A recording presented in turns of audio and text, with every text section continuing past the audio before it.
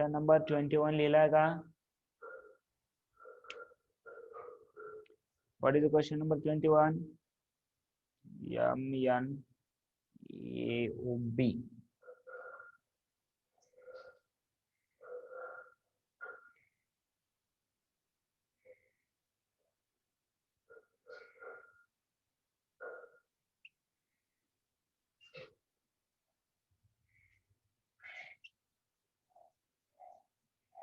Actually काय दिले आपल्याला, एम हा जर सेंटर असेल समजा तर इथून इतकं एल दिलंय, राईट, आणि हे ओ दिलंय.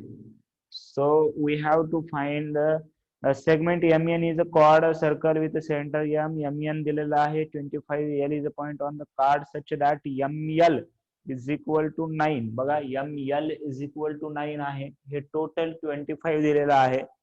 And distance OL is a 5. Okay, distance O, L is a 5. Then find the radius of circle. This distance OL is given as a 5. So first of all we will write the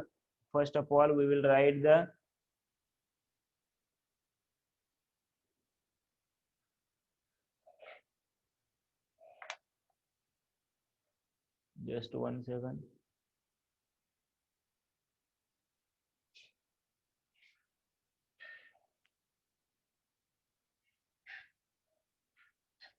First of all we will write the, लक्षात घ्या, given data is given as MN is equal to 25, ML is equal to 9, and again OL is given as 5, right? तर आपल्याला काय find करायचं, radius of the circle. First of all we will find LN, right? Now first of all we will find ML is given, so LN is equal to what? MN is equal to, I know that MN is equal to ML plus LN, because M dash L dash N, MN is given as 25 is equal to ML is 9 plus LN. Therefore this 9 will be minus here, and LN is equal to how much? LN is equal to 16, right? LN is equal to किती आलेला आहे? 16. Now we have to find the radius. So suppose या दोन जर cord आपण consider करणार असलो, लक्षात घ्या, या दोन जर कॉर्ड कन्सिडर करणार असो तर हे एक्सटेंड केल्यामुळे काय होते बघा बरं.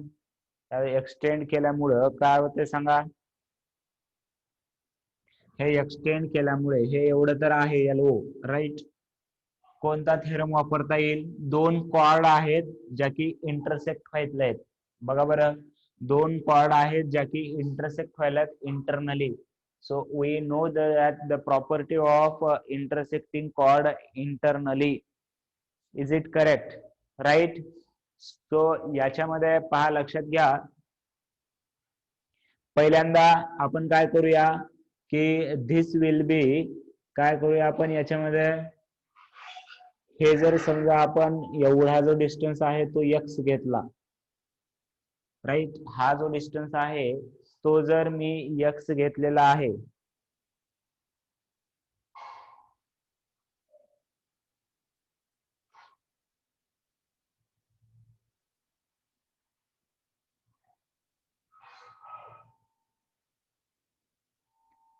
बघा आता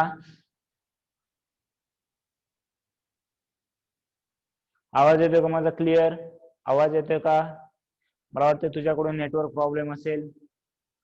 बाकीच्यांना आवाज येतोय का? सर्वांना क्लिअर आवाज येतोय का? Yes, right. So Vaishnavi check कर एकदा, काय प्रॉब्लेम आहे का तुझ्या साईडने, राईट. ओके. नेटवर्क लो असू शकतं, परत पाऊस वगैरे आहे, आभाळ आहे, त्यामुळे जरासं हा, राईट. सो त्याच्यामुळे असू शकतं. बर, बघा आता लक्ष द्या की आपल्याला माहिती आहे की we'll considering let AL we'll consider as x. Let AL is equal to x. AL जर x घेतलं तर AO किती असणार सांगा मला. AO इज इक्वल टू किती असणार. AO is equal to we know that AL plus LO because A dash L dash O but AL as considered X and OL किंवा LO दिले आपल्याला. OL किंवा LO is given as 5. therefore AO is equal to X plus 5. इथपर्यंत आलं का सांगा मला. इथपर्यंत आलं का. इथपर्यंत आलं. राईट. ओके. यस. तर जर AO is equal to X plus 5 बघा हे डायमीटर आहे. O is a centre. Therefore we know that AO is equal to किती असणार आहे. BO असणार आहे. AO जेवढा आहे तेवढंच BO असणार आहे. आणि किती असणार मग. AO जेवढा आहे तेवढंच BO असणार. लक्षात घ्या. सो BO किती असणार. BO किती असणार. 5 प्लस X. 5 plus X. बघा BO 5 प्लस X. पण आपल्याला BL काढायचं जर झालं समजा आपल्याला BL काढायचंय कारण AL इंटू BL घ्यायचं आपल्याला. मग BL कसं काढणार.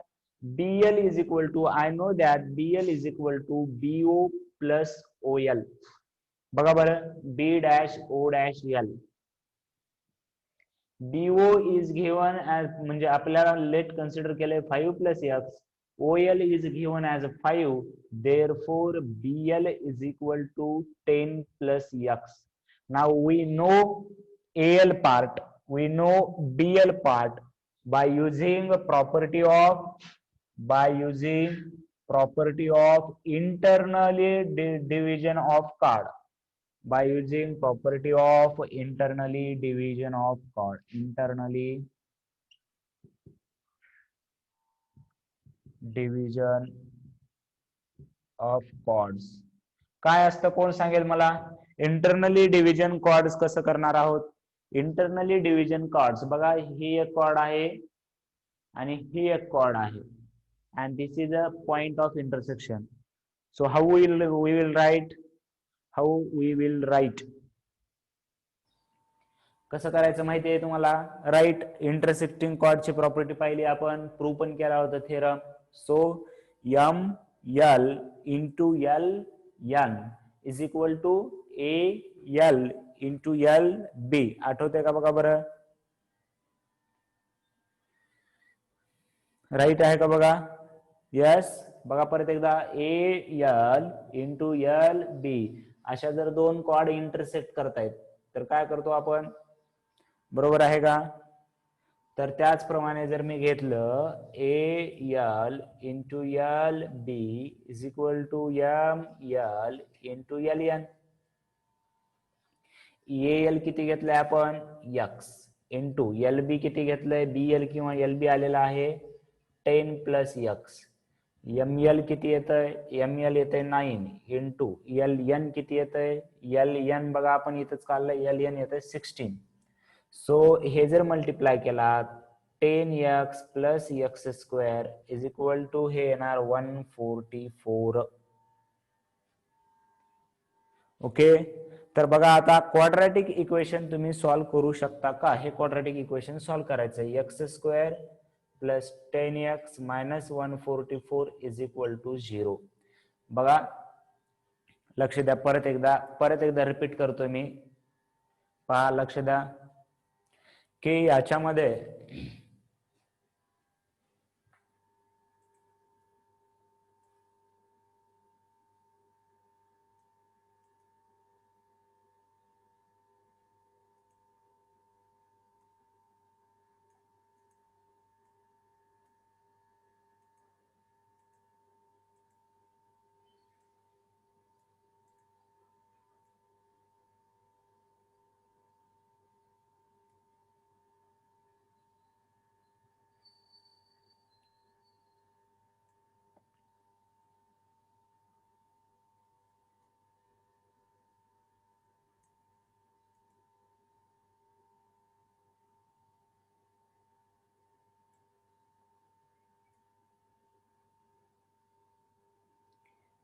बघा लक्ष द्या. परत एकदा सांगतोय पण विद्यार्थ्यांना नोटीस काय आहे, फीस भरून घ्यायची आहे, फीस भरल्याशिवाय लेक्चर कंटिन्यू करता येणार नाहीत, पहिली गोष्ट. दुसरी गोष्ट, जर तुम्ही रोल नंबर जर टाकत नसाल तर फीस भरून सुद्धा तुमचं लेक्चर मिस होऊ शकतं. राईट. ज्यांना समजले ते इथपर्यंत सॉल्व्ह करू शकतात. मी एकदा परत रिपीट सांगतोय. आणि काही विद्यार्थी उशिरा येत आहेत, उशिरा यायची सवय लागलेली आहे. मी एकदा मीटिंग सुरू केली की नंतर पाहणार नाही, लक्षात घ्या. त्याच्यामुळं 7 वाजले की तुम्ही ते उघडून बसायला पाहिजे लिंक. मला एखादी वेळेस 2-4 मिनिट उशीर होऊ शकतो, एखादी वेळेस नेटचा प्रॉब्लेम असतं, पीसी स्टार्ट व्हायला वेळ लागतो, मध्येच रिस्टार्ट होतं, राईट. बट तुम्ही राईट 7 वाजता तुम्ही तयार असले पाहिजेत लेक्चर जॉईन करायला. ओके. आणि फीस भरून घ्या जर कोणी राहिलं असेल तर, आणि रोल नंबर टाका. फीस जर भरलेलं कोणी असेल तर लवकरात लवकर भरून घ्यायची आहे. ओके, ठीक आहे. बघा, लक्ष द्या की परत एकदा सांगितलं मी की जर दोन क्वाड जर इंटरसेक्टिंग करत असतील इंटरनली, राईट, तर दोन क्वाड इंटरसेक्टिंग करत असतील इंटरनली, केव्हाच नाही व्हायला पाहिजे. आजच झाला, आजच जरा झोप आलती, पाऊस आजच पडालता, राईट. ओके, हो, कळलं मला. ठीक आहे. सो त्याच्यामुळे थोडस व्यवस्थित बघा आता की प्रॉपर्टी ऑफ इंटरनली डिव्हिजन काय असते. जर दोन कॉर्ड अशा इंटरसेक्ट करत असतील तर बघा, तुमच्या वहीमध्ये आपण प्रॉपर्टी लिहून ठेवलेली आहे. हे ए बी सी डी आणि ई अशी प्रॉपर्टी पाहिली होती. कसं पाहिलं होतं? A E into E B is equal to C E into E D. तेच वापरलंय मी इथे. A L into L B is equal to M L into L N. फक्त एम एन दिलं होतं, एम एल पण दिलं होतं. हे टोटल 25 आहे, हे 9 आहे, तर हे 16 असणार. हे 5 दिले आपल्याला. हे जर 5 दिलं तर हे मिड पॉइंट आहे, हे येणार x प्लस 5 आणि त्याच्यामध्ये परत 5 मिसळलो. So this will be 10 plus x. Now we have to solve this quadratic equation. x square plus 10x minus 144. How you will solve x square plus 10x? तुमच्याकडे बघा किती मेथड आहेत. फॉर्म्युला मेथड वापरू शकता, परत फॅक्टरायझेशन वापरू शकता. 144 चे फॅक्टर कोण सांगेल मला? 144 चे फॅक्टर ज्याचं की 10 आलं पाहिजे, प्लस 10 म्हणजे 1 मायनस पाहिजे, 1 प्लस पाहिजे, 14. बघा 144 चे फॅक्टर मायनस 144 चे मायनस 18 आणि किती 8, बरोबर आहे का? मायनस 18 येईल, नाही सॉरी, प्लस 18 आणि मायनस 8, राईट. म्हणजे प्लस 10 आलं पाहिजे, right. So plus 18 X square plus 18x minus 8x minus 144 is equal to 0. Therefore x into common काढलं तर x प्लस 18 राहिलं, मायनस 8 कॉमन काढलं तर प्लस परत x प्लस 18 राहिलं. क्वाड्रॅटिक इक्वेशन कसे सॉल्व्ह करायचे आपण पाहिलेलं आहे, लक्षात घ्या. त्यामुळं चॅप्टर सर्व करणे खूप गरजेचं आहे नवीन आलेल्या विद्यार्थ्यांसाठी. त्यामुळे म्हणतोय कोणताही चॅप्टर मिस नाही करायचा. हे सोडलं ते सोडलं, रिड्यूस चॅप्टर झाला, परीक्षा नाही होणार, डोक्यातून काढून टाका जरा. Therefore we know that x plus 10 is equal to 0 or x minus 8 is equal to 0. Therefore x is equal to 18 है ना, minus 18 और x is equal to 8. या दोन्ही पैकी कोणतं घ्यायचं? x is equal to minus 18 or x is equal to 8. But length cannot be negative. But length can't negative. Length can't negative. Therefore x is equal to 8. Right? आपल्याला x काढायचंय का? पण आपल्याला काय काढायचंय आता क्वेश्चन मध्ये बघा. x काढलं की झालं परत कॉमन मिस्टेक्स, एक्स काढलं की झालं का, राईट, एक्स काढलं की झालं का. स्टुडंट कमी असण्यामागे कारण असू शकतंय फीस न भरलेले. इथं जर कोणी निघाले असतील फीस न भरलेले तर एखाद्या वेळेस ते कारण फीस न भरलेले बाहेर काढणं चालू आहे. इथं कोणी आहे का परत फीस न भरलेलं, कारण एकदा रिमूव्ह केले की तुम्हाला जॉईन करता येणार नाही मीटिंग, राईट. ओके, आपल्याला रेडियस काढायचंय, रेडियस काढायचं आहे. देअरफॉर आपण एक्स काढलंय तर रेडियस एओ किती आहे, एक्स प्लस 5. त्याच्या पुढे लास्टला लिहिलं पाहिजे आपण, काय लिहिलं पाहिजे, therefore radius is equal to OA is equal to X plus 5 म्हणजे 8 plus 5 is equal to 13. Therefore radius of circle, रेडियस of circle is equal to 13, right. मी फोटो टाकतो ग्रुप वरती, नंतर लिहून घ्यायचंय आपण लेक्चर मीटिंग एंड झाल्यानंतर, राईट. प्रॉब्लेम समजला असेल सर्वांना कसा करायचा आहे ते, ओके.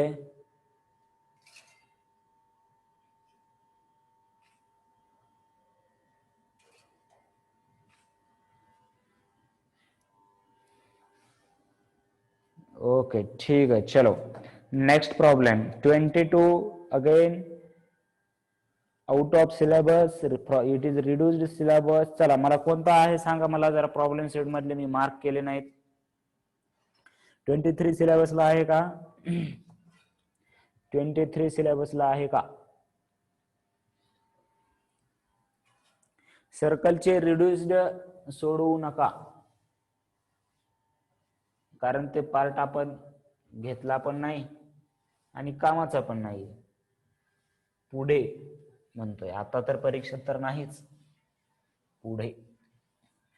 आणि हे बऱ्याच जणांना कळत नाहीये, लक्षात घ्या की काय सोडायचं काय घ्यायचं. एक तर काय करतायत सगळंच घेतायत, नाहीतर काय करतायत जे जे नाही ते म्हणले ते उड्या मारत पडतायत. लक्षात घ्या, आपण तेवढं वापरायचं, आता आपला तेवढा नॉलेजचा फायदा करून घ्यायचा. Okay, 22 and 24 are out reduce the syllabus, right. So we will take the question 23. Write down question number 23.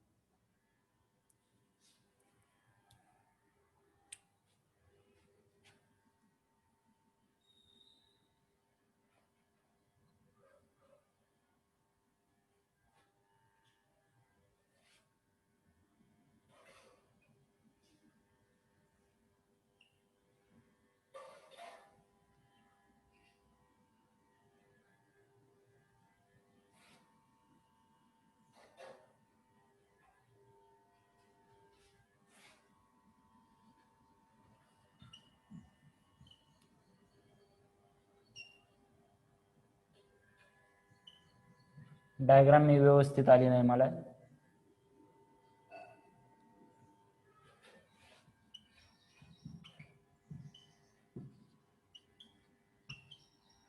लक्ष द्या, आपल्याला काय प्रूव्ह करायला सांगितलंय in question number 23. Second, drawn through M and N intersect the circle at point R, S, P, Q respectively. Prove that segment SQ is equal to RP. काय prove करायचंय, SQ parallel to RP. इकडे लक्ष द्या, फक्त लक्ष द्या इकडे. Book मध्ये हे जॉईन केलेलं नाहीये, म्हणजे आपल्याला हे जॉईन करायचं पहिल्यांदा, राईट.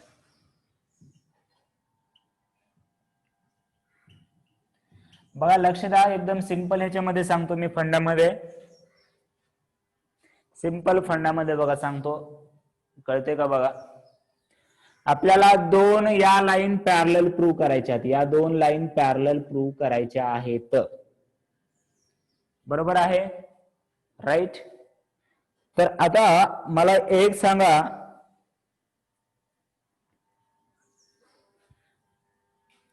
हा अँगल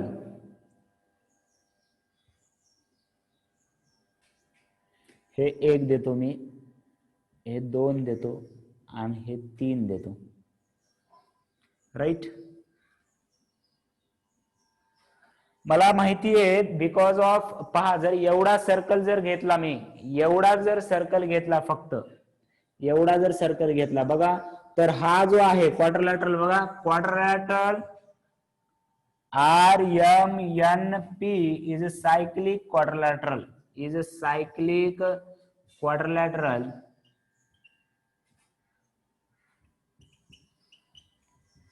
बरोबर आहे. and this angle MNQ is a exterior angle, MNQ is an exterior angle, exterior angle. So we know that, आपण कर्वल्या पाहिल्या होत्या बघा क्वाड्रिलॅटरलच्या, सायक्लिक क्वाड्रिलॅटरलच्या, की exterior angle of cyclic quadrilateral is congruent to the opposite angle of interior angle. बघा, therefore काय पार्थ म्हणतोय cyclic दिलं नाही. सायक्लिक या शब्दाचा अर्थ काय होतो रे पार्थ? सायक्लिक या शब्दाचा मीनिंग काय होतो पार्थ? सायक्लिक शब्दाचा मीनिंग काय होतो सांग बर.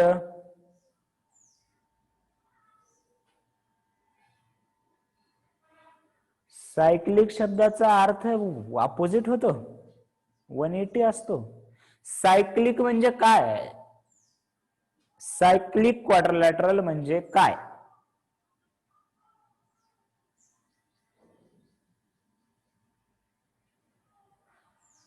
सायक्लिक म्हणजे पहा, हे जर क्वाड्रिलॅटरल घेतला तर याचे 4 vertices, that is R M N P, हे चारही व्हर्टायसेस कसे आहेत? All vertices are on circle, तर त्याला सायक्लिक क्वाड्रिलॅटरल म्हणायचं पार्थ. राईट. मग हे दिलं नाही का रे? हे दिलं नाही का? मग सायक्लिक क्वाड्रिलॅटरल म्हणता येईल मला पार्थ. राईट. क्लिअर. ओके, ठीक आहे. मग आपण एक करवली पाहिली होती बघा, असं असतं, आणि करवल्या विसरायच्या नसतात, म्हणून की आपल्याला सायक्लिक क्वाड्रिलॅटरल मध्ये माहिती होतं की हे अपोजिट अँगल 180 असतात, सप्लिमेंटरी असतात. पण आपण त्याच्या पुढे एक करवली पाहिली होती की याचा एक एक्सटेरियर अँगल इकडे इंटेरियर अँगलच्या अपोजिटला कॉन्ग्रंट असतो.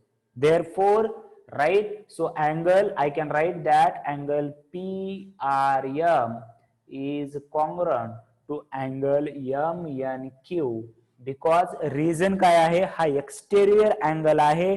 थिअरम ऑफ सायक्लिक क्वाड्रिलॅटरल लिहू शकता किंवा करोलरी लिहा, करोलरी आहे ती, करोलरी ऑफ सायक्लिक क्वाड्रिलॅटरल. इथपर्यंत आलं का बघा? Corollary of cyclic quadrilateral. खूप तिकडे चाललंय का? इकडे लिहूया आपण जरा. बरोबर आहे. इथपर्यंत आलं. राईट. आता मला परत काय लिहिणार आहे? जर हा सर्कल सोडला, बघा हा सर्कल सोडला, तर परत हा क्वाड्रिलॅटरल कसा आहे सांग पार्थ? हा क्वाड्रिलॅटरल कसा आहे? हा क्वाड्रिलॅटरल कसा आहे? हा सर्कल सोडून द्या एवढा. तर हा क्वाड्रिलॅटरल कसा आहे परत? Quadrilateral MSQN is a cyclic quadrilateral.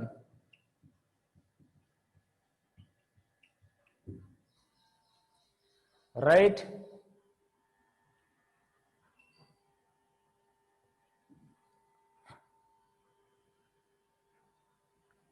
PRN नाही, PRM. राईट. Very good Aditya, very good. Right. So PRM आहे, तर PRN नाही, हा अँगल. आता MSQN मध्ये काय लिहू शकतो बघा? Angle MNQ, angle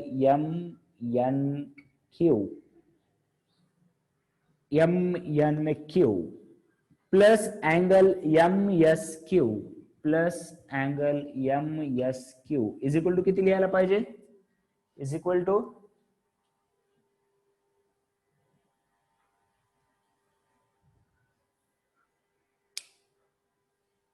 is equal to किती लिहायला पाहिजे,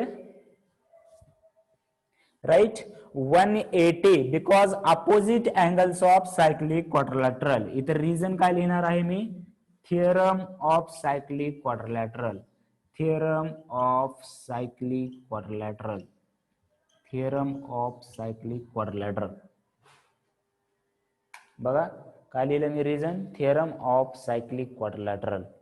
आता बघा याच्यामध्ये याला जर इक्वेशन नंबर 1 दिलं मी, तर from equation 1 I can write that instead of M N Q ला काय लिहू शकतो मी, पी आर एम लिहू शकतो. कारण M N Q is equal to काय आहे, angle P R M plus angle हे M S Q is equal to, तसं ठेवूया इथे लिहिणार आहे मी from equation number 1, from equation number 1. बघा from equation number 1 M N Q ला काय लिहिलं मी, एम एन क्यू ला पी आर एम लिहिलं. तर बघा अँगल 1 प्लस अँगल 3 कोणते अँगल आहेत, if R P and S Q are 2 lines and R S is a transversal, then these 2 angles are, सांगा मला. Therefore, I can write that therefore SQ parallel to RP by alternate angle test for parallel lines.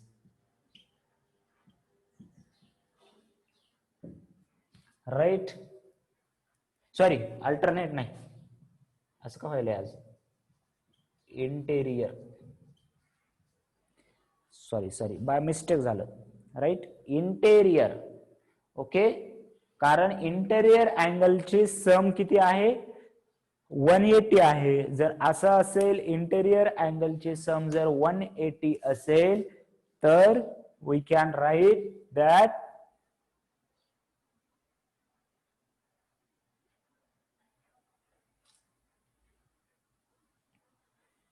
Right. Okay चला ग्रुपवर येईल photo. Next question पाहूया. 24 is out of syllabus, right, 24 is out of syllabus, correct आहे का. So last question 25 we will C.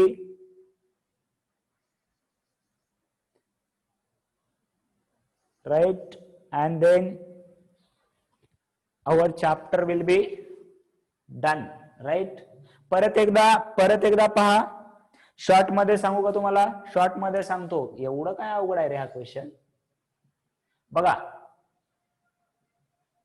1 आणि 2 angle equal आहेत. बघा 1 आणि 2 अँगल इक्वल आहेत कारण करोलरी आहे ही सायक्लिक क्वाड्रिलॅटरलची, बरोबर आहे का. हा सर्कल घेतल्यावर 2 आणि 3 ची बेरीज किती आहे, 1 आणि 2 इक्वल आहे. 2 + 3 इज इक्वल टू 180. 2 लाच मी 1 ठेवू शकतो. Therefore 1 + 3 is equal to 180. 1 आणि 3 कसे आहेत, इंटेरियर आहेत, म्हणून त्या लाईन्स पॅरलल आहेत. 4 ओळीमध्ये उत्तर आहे, 4 ओळीमध्ये. जर समजलं असेल तर. समजलं नसेल तर वाटेल एवढं मोठं काय लिहिलंय सरनं, राईट. ओके, असं आणि प्रत्येक प्रॉब्लेम तुम्हाला शॉर्ट समराइज करता आला पाहिजे. बघा हा प्रॉब्लेम किती समराइज, हे लिहायचंय, हे अँगल वगैरे लिहायचंय, पण एवढं पाठ करू शकता का तुम्ही. असा प्रॉब्लेम आल्यानंतर तुम्हाला कळलं पाहिजे 1 + 2 1 is equal to 2, 2 + 3 is equal to 180, 1 + 3 is equal to 180. ढाड ढाड ढिशुम ढाड, राईट. हा मग त्याला मात्र पण पेपर तपासणाऱ्याला कळलं नाही पाहिजे, एवढं सोपं केलंय आपण. मस्त पैकी लिहायचं घेऊन, राईट. जर काही प्रूफचं लिहायचं असेल तर टू प्रूफ, किंवा असंही लिहिलं तर चालतंय, मोठे मोठे अँगलचे नावं. कारण तपासणाऱ्याला हा कन्स्ट्रक्शन असेल तर लिहिले की मी इथे ड्रॉ सेगमेंट एमएन, हे कन्स्ट्रक्शन होतंय की ड्रॉ सेगमेंट एमएन, राईट. कारण तपासणाऱ्याला कळू नका देऊ, एवढं सोपं आहे मॅथ, बरोबर आहे का नाही. कारण बाहेर सांगत फिरतात मॅथ लय अवघड आहे, मॅथ लय अवघड. मी का असं बोलाले हळू, इथं जर कोणी ऐकलं तर मॅथ सोपं आहे म्हणून त्याला बी कळेल. मग आपल्याला माहितीये मॅथ सोपं आहे, पण बाहेर नाही सांगायचं मॅथ सोपं आहे. बाहेरचे काय म्हणतात, मॅथ खूप अवघड आहे, मग आपण बी म्हणायचं मॅथ खूप अवघड आहे, राईट का. ओके चलो, so we will solve the question number 25. उद्या लेक्चर एक्स्ट्रा ठेवायचं होतं मला, पण जरासं पर्सनल काम आलेलं आहे 2 दिवस, सो नो लेक्चर. उद्या एक्स्ट्रा ठेवायचं होतं आपलं, या वीक मध्ये झालं नाही एक, राईट. बट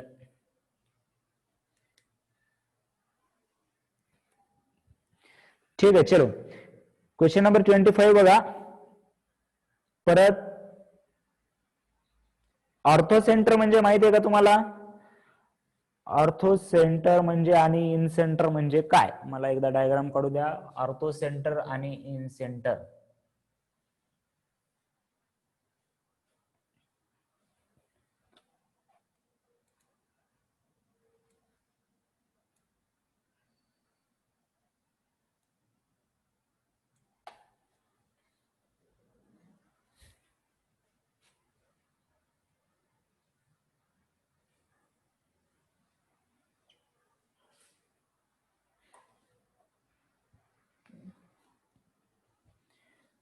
बघा क्वेश्चन काय आहे.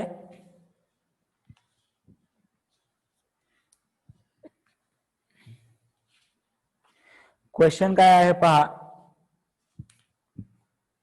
सगळे स्टार वाले क्वेश्चन आहेत, म्हणजे जरासं हे आहे की प्रूव्ह दॅट ऑर्थो सेंटर. हे मी कन्स्ट्रक्शन काढलेलं आहे हे, राईट. हे बुक मध्ये नाही दिलं, आपल्याला करावं लागणार आहे, कारण हे इन सेंटर आहे, हे प्रूव्ह करायचं आहे आपल्याला. ऑर्थो सेंटर आणि इन सेंटर. बघा काय दिलंय की एडी इज अ परपेंडिक्युलर,